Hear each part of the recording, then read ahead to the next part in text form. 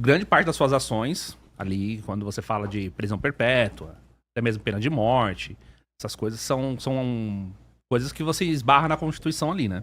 Então você Pena de precisa... morte é cláusula pétrea. Aí eu teria de precisar de uma nova Constituição. É.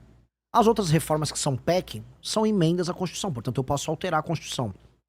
Então, boa parte das ações que eu tenho que fazer num primeiro mandato nosso, são ações que envolvem alterar a Constituição. Agora, alterar a natureza para uma Constituição mais simples, eu preciso de uma nova Constituição. E essa discussão precisa começar a ser feita no Brasil. Porque hoje no Brasil, tudo está na Constituição. Logo, tudo se torna matéria muito complicada de ser tratada. Isso dá hiperpoderes ao STF, porque se tudo é matéria constitucional, o STF trata de tudo, e é por isso que eles tratam de tudo, até a taça das bolinhas do Flamengo, de 1987, o Campeonato Brasileiro. Uhum. Assim como, para você conseguir alterar qualquer política econômica no Brasil, é um inferno. Você precisa de uma votação da maioria qualificada constitucional para você conseguir passar isso. Então, é um inferno.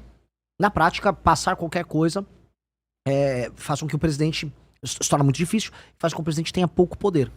Nós precisamos de uma Constituição que otorgue ao Poder Executivo poder de fazer as coisas. Então, esta é uma segunda etapa necessária.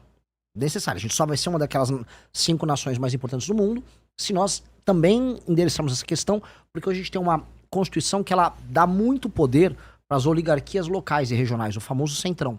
E esses caras usam dessas dificuldades do presidente governar para obter favores. E eis o grande problema brasileiro. Isso aí. Outra pergunta interessante, ainda nessa questão da Constituição, do STF, e tem a ver com a dificuldade de governar. Ganhar uma eleição é uma coisa, né? Depois, quando você entra lá, você tem a questão de realmente como é que você vai passar as suas ideias, o seu plano de governo para ação. E isso daí tem sido a preocupação de, enfim, diversos candidatos falam a respeito da questão. Uma coisa é você ganhar a eleição, outra coisa é você conseguir implementar isso.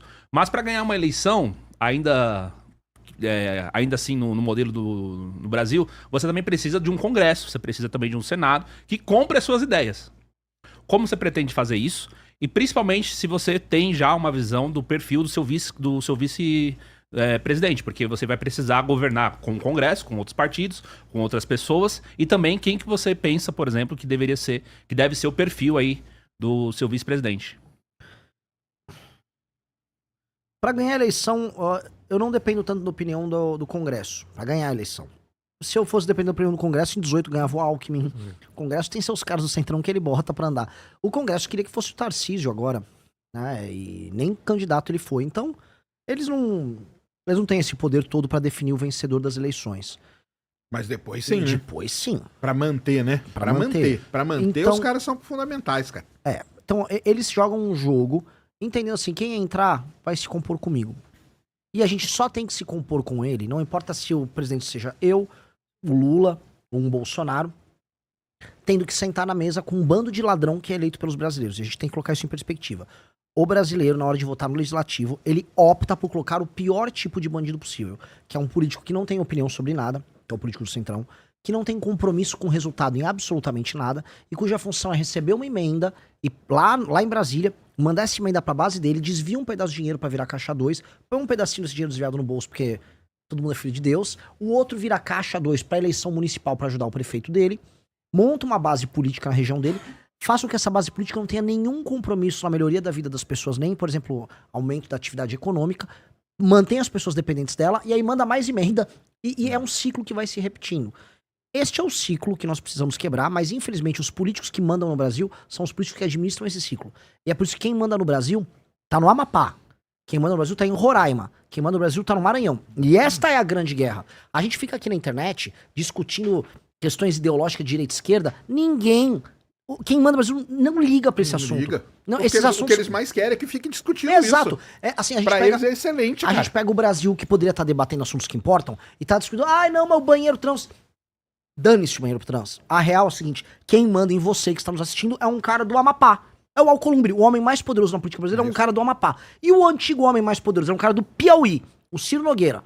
Veja, o Amapá, viver no Amapá é infernal.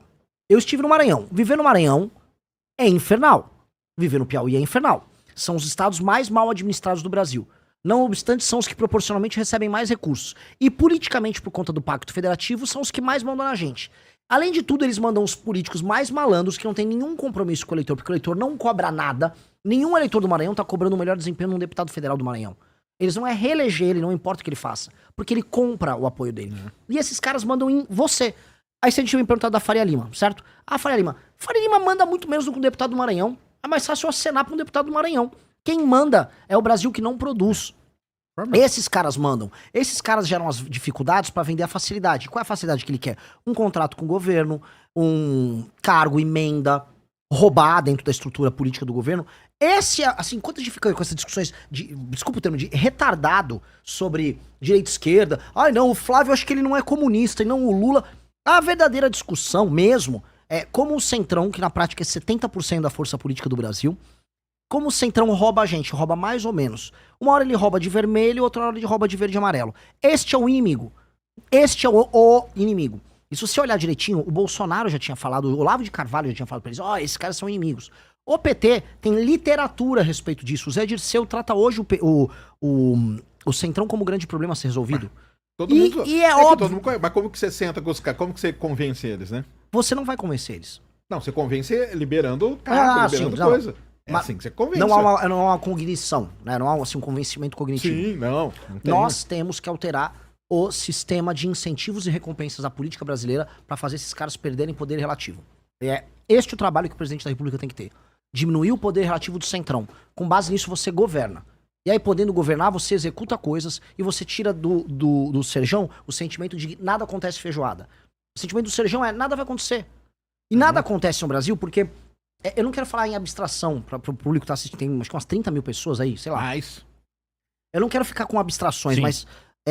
entenda assim.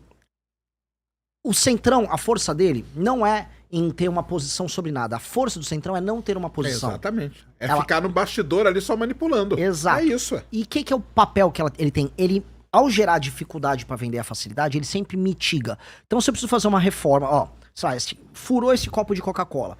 Eu preciso tapar o furo e parar de cair a Coca-Cola que tá aqui. O Centrão vai falar, ele tá furado, hein? Ele tá com o copo. Vamos ferrar ele, vamos arrombar um pouco mais pra sair mais e vamos dificultar pra ele arrumar aqui. E ainda na hora de arrumar, ele vai fazer custar o dobro e ainda vai fazer ficar um pequeno furinho que vai ficar pingando um pouco menos, não vai me deixar morrer, mas ele resolve mitigar. Então, a lógica do Centrão no Brasil é mitigar qualquer coisa. Por isso que a gente nunca faz uma coisa bem feita no Brasil. É sempre meio feita. Nada no Brasil é bem feito. Então, isto precisa morrer. E acho que o projeto político do partido que eu montei, que é a missão, é resolver esse problema. Direita e esquerda, existem as democracias saudáveis no mundo. No Japão tem direita e esquerda. Na Coreia tem direita e esquerda. A esquerda é o meu inimigo ideológico, natural, mas dito isso, países funcionais têm essa discussão. Eles não têm o Ciro Nogueira. O Centrão é uma coisa muito brasileira. E esse é o maior inimigo nosso. Você não Você consegue... enraizou, né, cara? Isso aí são quantos? São mais de 20 anos que esses caras se enraizaram ali. É. Entendeu? É desde o início, desde o dia que voltou a democracia e tal, esses caras viram, cara, nós não queremos ficar ali. E eu falo ainda, cara, a pior coisa que aconteceu pra eles foi o Temer ter virado presidente, que eu acho que eles não queriam de jeito nenhum. o presidente deles, né? Porque eles não querem estar no Cara, eles querem ficar ali atrás. Eles ficam manipulando e tomam conta de tudo, cara. As empresas lá que eu falei, elas são dominadas por esses caras, velho. É E eles óbvio, tão os tudo lobistas felizes. deles são dessas É isso. empresas. Agora, pra entender, não são 20 anos, Sérgio. Esses caras são a política brasileira desde o Brasil colônia. Sim, é verdade. É verdade. A lógica de você comprar voto da população Entendi. já existe há muito tempo. Isso é do Império. A lógica de ou comprar o voto, ou você ir com os seus cangaceiros e falar, se você não votar, eu te mato, é dessa época. E as pessoas continuam muito pobres vivendo sob o jugo desses caras. Então quando eu falo assim, como eu vou compor com o Centrão? Primeiro tem que saber o que o Centrão é. O Centrão é isso. Segundo, eu vou precisar compor. Olha só, eu vou perder voto que eu tô falando aqui. Todo mundo quer aparecer o cara, o purão, que vai chegar lá e eu vou Que é o que prender o todo Bolsonaro mundo. falou quando ele foi. O E ele Bolsonaro mentiu. falou que ele não ia. Ele mentiu. O Lula mentiu. exatamente. Isso é mentira. Porque a droga de boa parte do eleitor brasileiro vai votar num vagabundo do Centrão e vai colocar ele muito bem votado e nem cobra depois. Esse cara tem uma licença de 4 anos pra cometer todos os crimes, participar do escândalo do INSS, pra desviar a emenda e imaginar que nada acontece e vai ser reeleito. Esse é o cara que eu tô indo lidar. Ele não tem nenhum risco. A posição dele é antifrágil. Ele claro. tem tudo a ganhar e nada a perder. Eu vou ter que compor com o partido deles, sem colocar os ladrões no governo. Então eu vou ter que olhar assim, a Tereza Cristina no Partido Centrão. Tá, me traz a Tereza Cristina e eu vou fazer uma maioria simples. precária, mais simples e trabalhar pauta a pauta. Pretende trabalhar com os melhores dos partidos que, Com os que melhores do você partido negociar. e trabalhar pauta a pauta, fazer uma coalizão e aí trabalhar pauta a pauta. A parte de segurança pública, se eu ganhar a eleição, significa assim, que a galera quer destruir o crime organizado. O seu Hoje- vice seria da área de segurança pública? Muito possivelmente. Eu tô com algumas ideias bem legais. Bem legais. E seria, hoje, eu quero alguém que seja entendido pela população como alguém capaz, tecnicamente, de destruir, de eliminar o crime organizado. E com experiência de campo nisso. Alguém conhecido na mídia? Manter-me aí calado. Não teremos revelações nesse programa? Tem que segurar um pouco, Tem que segurar né? um pouco? Tá Tem que cedo? segurar um pouco, tá um pouquinho cedo. Tá mas... certo, tá certo. Mas, sim. Porque do ponto de vista econômico, a gente pode montar um time assim, assado, e todo mundo sabe das nossas posições. A gente já tem a parte protocolada. O que eu queria hoje mostrar, assim, é viável o que eu tô falando. Trabalhar pauta a pauta passa. Eu vou dar um exemplo. O Lula não tá com maioria no Congresso pra valer, maioria. Agora, como passar matéria de segurança pública é popular, o Lula passou com o Centrão e com a direita um monte de matéria de segurança pública. Quem mesmo aprovou agora um projeto, independente do governo. Então, certas matérias, ainda mais com eu ganhando a eleição passando nisso... Porque o que você tá dizendo é o seguinte, não tem como. Vai ter que conversar com esses caras. Vai ter que... Terá. Não tem como. Eu não quero conversar pra sempre com eles. Eu, por mim, meu coração, tá? Tem que tomar cuidado com o que eu vou falar. Atenção, Globo News, atenção, Xandão. Eu, por mim, prendia todos. Mas no momento não tem como, eles estão lá Não e vai tem. demorar anos Eu, por pra mim, eles prendia saírem. todos. E, galera, eu posso prender todos? Hoje, ainda não. Como eu não posso prender todos, eu vou precisar compor de maneira inteligente. E aí, o que eu tenho que fazer? Eu tenho que alterar o sistema de incentivos e recompensas que faz com que um político desses tenha tanto poder. Ele só tem tanto poder porque, no fim do dia, alguém não apenas elege ele, mas elege o prefeito dele. Sim. E A base, né? O problema tá na prefeitura. Então, nós dispomos, isso tá no livro amarelo, de um projeto de lei, que é a Lei de Responsabilidade Gerencial, que vai permitir com que a gente determine a gestão nas prefeituras. Ou a prefeitura trabalha com indicadores de desempenho e não compra de voto, ou o prefeito vai se lascar, inclusive fica inelegível por 8 anos. Se eu crio esse problema ali na base dele, aí o cara vai ter que, na hora de mandar emenda, vai ter que usar a emenda para cumprir meta de desempenho. Deixa eu resolver segurança pública, deixa eu resolver saneamento básico, deixa eu aumentar a atividade econômica para aumentar a arrecadação. Não quer ter um comissário do governo federal no seu município? Faça o município arrecadar. Se o município tá arrecadando, a gente não mete o bedelho. É igual aquela coisa, o município hoje brasileiro, mais da metade deles, depende de recursos do governo federal para existir. Se ele depende do governo federal para existir, esse município, é igual uma criança que mora na tua casa, você paga as contas dela. Então você vai falar como é que a criança age, que horas vai dormir, que horas vai acordar, certo? Certo. Agora, se essa criança virou um adulto e tá morando na própria casa, se o pai for querer se meter, a criança fala, não, deixa eu me virar aqui. É assim que tem que ser. Se o município é autossustentável, ele é autossustentável. Se ele não é autossustentável, a gente que tá pagando a conta tem que cuidar. Aí o bicho pega. E aí que a gente tem que mexer. Porque isso muda a relação do eleitor com o político e a relação do dinheiro com a aplicação dele. Aí eu entro no sistema. Sabe o sistema? Ah, o sistema. Ninguém decifra o que é o sistema. Isso é o sistema. O Xandão, em última instância, existe por causa disso. Uhum. Porque o Xandão existe, assim como boa parte dos ministros do Supremo, para limpar a besteira feita por todos esses caras que só são deputados, senadores e governadores porque existe essa estrutura abaixo. Então é mais fácil eu entrar na estrutura lá embaixo e de baixo pra cima resolvendo Sim. do que eu querer brecar aqui por cima. Ah, eu vou prender todo mundo. Não vai dar pra prender todo mundo. O presidente, mesmo um presidente super popular, não vai conseguir, pelo menos no início, prender todos esses caras. Não vai. Entendeu? Entendi. E eu tô sendo muito realista. Tem que ser realista, tem que ter um plano e tem que ser realista. Esse é o plano realista pra atender esses temas. Então, por exemplo, surgiu uma pauta de tal área, aí você vai chamar os caras que são do Centrão desta área e não com todo mundo, é isso? Tem muita gente Você boa. vai tentar fazer, tipo, micro basezinhas ali dentro pra ir... Entendi. Eu conheço muito as frentes parlamentares no Congresso. Ah, sim. Então, por exemplo, a Frente Parlamentar da Agricultura é a maior frente parlamentar do Brasil. Ela nunca perdeu uma votação no Brasil. Então. Toda vez que ela entrou numa votação, ela ganhou. A gente pode pegar, vamos, qual é a nossa agenda de agro? Eu chamo a Frente Parlamentar, que tem gente de todos os partidos, vamos montar a nossa agenda de agro no ano.